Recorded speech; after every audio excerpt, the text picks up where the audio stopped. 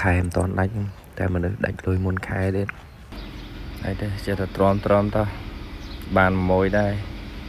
ពីខែឥឡូវយើងក៏និយាយច្រើនងាកមកចូលការងាររបស់យើងមើល DMR ហ្នឹងដោះមកគឺវាបែកប្រដាងហើយនឹងវាស៊ីស្នូលឡើងសឹកអស់ប៉ុណ្ណឹងហើយហើយខ្នើយវាក៏ស៊ីសឹកអស់ហើយមកល្មមដែរអញ្ចឹងតេស្តសាកមើលទៅវាឆ្លងអត់ព្រោះវាស៊ីអញ្ចឹងខ្លៃវាឆ្លងអញ្ចឹងយើងតេស្តមើលចាប់ភ្លើងចាប់ម៉ាស់ដាក់គូសទៅព្រោះវាឆ្លងវាបែកភ្លើងហើយវាអត់មានឆ្លងទេអញ្ចឹងវានៅអែមដែរដល់កន្លែងនេះយើងមកចាប់ផ្ដើមប្រវែកមើលអាលាបុកម្ដងអាលាវានៅស្អាតអត់ទីឆ្លងអីអត់យើងដោះមកយកមកខាត់ជូតខាត់ជូតហ្នឹងណែខាត់ឲ្យវាអស់ស្នឹម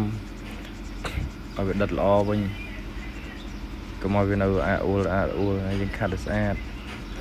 ហើយខាត់ហើយមានន័យទៀតយើងចាប់ចូលវិញយកទៅដាក់ចូលឡានលុយបាទ